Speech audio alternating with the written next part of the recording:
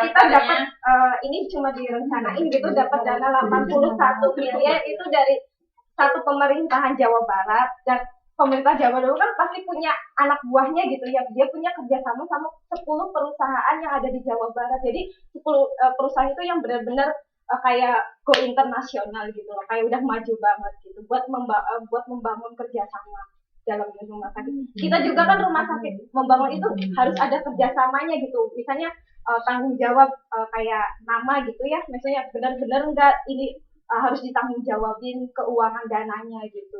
Itu juga kan harus ada penulisannya gitu. Jadi nggak sembarangan. Soalnya dari Taiwan sendiri aja itu ada perbedaan loh. Kalau yang masalah biaya ya, kalau gratis semua itu tidak mungkin gitu loh. Karena dari Taiwan sendiri aja yang udah internasional gini itu ada perbedaan kalau kerja di pemerintahan sama enggak, sama apa itu berobat apa itu dana juga berbeda gitu. Kalau gratis memang sih enggak, kita enggak spesialisnya itu yang disebutin sama yang dikeluarkan itu kayaknya enggak cukup gitu. Enggak kan, kita kan udah ini kan yang diutamainnya punya kartu kesehatannya gitu. Tapi kalau misalnya pasiennya benar yang udah orang kaya gitu, itu juga kan pasti beda lagi. Tapi kan karena kita dari awal yang diutamainnya kan kartu kesehatan gitu, orang miskin gitu. Jadi kan tetap ada biaya. Ada tapi biayanya itu terjangkau gitu, enggak memang mahal banget. Kalau gratis berarti harusnya ada ketentuan, Mbak kasih ketentuan. Soalnya kalau operasi kalau gratis itu susah banget, dokternya juga mahal gitu loh kalau pas operasi itu gitu. Ya makanya ini dari saya itu lah ya dari itu gitu. Kita mengajukan kayak surat kuasa kali ya, seperti itu. Saya dokter operasi itu juga satu jamnya berapa kalau bayarnya itu nggak mungkin gratis penyakit. Kita maksudnya nggak nyesuaiin masalah gratisnya gitu ya, maksudnya kita memberi biayanya itu yang terjangkau gitu. Jadi kan kayak dia ini ngomongnya kalau udah masuk udah daftar operasi apa gratis lah, itu saya tanyakan gitu. Maksudnya kan operasi tambahannya gratis, misalnya kan kita awal mau operasi apa gitu ya, misalnya sakit apa gitu, sebenarnya sakit mata gitu mau dioperasi, misalnya harus ada operasi tambahan gitu, kita itu nggak usah bayar gitu. Memang sih awal kita bayar gitu ya, misalnya itu nggak gratis ya, gratis. Maksudnya kita misalnya udah kita daftar udah operasi mata, terus nggak taunya tiba-tiba ada kayak ada tambahan sakit apa gitu ya, itu tuh nggak usah gitu, kita masih dalam satu itu aja khusus gitu. Misalkan kan mata kan murah itu ya, misalnya operasi khusus gitu lah. Maksudnya bisa mengajukan surat kuasa. Iya biasanya emang gitu. Tapi kalau di daerah saya di Jawa Barat, kalau kita divonis dari dokter tersebut itu Anda mengidap penyakit tumor ganas. Seperti kakak saya sendiri kemarin alami tumor ganas. Nah itu dokter itu menyuruh keluarga kami itu datang ke, misalkan terutama itu pada RT RW ya, iya surat kuasa itu nanti langsung ke surat kuasa, surat keterangan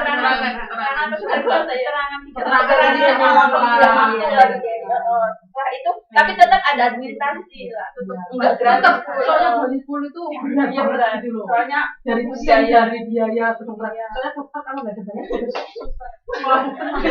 banyak ada tapi lebih ringan kan Bu ya, maksudnya nggak sebanding kayak ada keringanan ada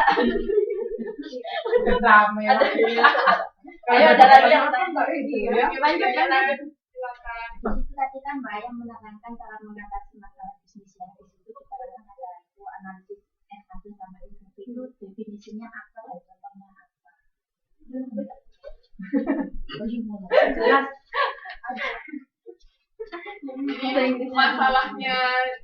masalah yang dihadapin rumah sakitnya Mbak Aya sama Mbak Yeni itu kan masalah persaingan lain dari rumah sakit Fatmawati. Nah makanya dia cara mengatasi persaingannya itu dia melakukan analisis strategi. Nah ini nanti lebih lanjut biasanya dipelajarin di manajemen strategi nanti pasti belajar tentang SWOT analisis, terus pokoknya analisis. Jadi kan kalau manajemen strategi itu kan gimana strategi perusahaan untuk jadi itu harus satu lagi. Iya, tetap survive di. Jadi melihat kekurangan sama kelebihannya gitu, mana manfaatnya, mana kelemahannya, kita harus dilihat dulu gitu. Jadi biar tahu, oh misalnya kekurangannya apa gitu, kita pakai seperti ini. Jadi kita nggak ada caranya masih di situ masyarakatnya seperti ini. Jadi kita cara aja mau bersaing.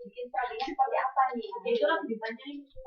Itu tadi SSM apa itu? mempertahankan pasar yang sudah ada itu ST. Jadi kan Kayak misalnya SWOT itu kan strength, weakness, opportunity, sama threat. Jadi kan perusahaan sendiri itu kan kita pasti ada kelebihannya. Berarti itu kan strength-nya kita apa, strength-nya kita apa. Terus habis itu kita juga punya weakness. Berarti kelemahan kita apa. Jadi strong sama weakness itu dari sisi internal perusahaan, ya kan? Sedangkan opportunity sama threat, opportunity itu ada kesempatan apa yang bisa kita lakukan. Kalau threat itu ancaman apa yang akan kita hadapi. Jadi yang opportunity sama threat itu dari sisi luar perusahaan. Nah, nanti dari 4 ini kita analisis strategi apa yang harus kita lakukan. Yang dengan misalnya dengan kelebihan kita dan kekurangan kita seperti ini, kita punya kesempatan, terus kita punya ancaman seperti ini, kita harus ambil strategi apa itu SWOT analisis nanti.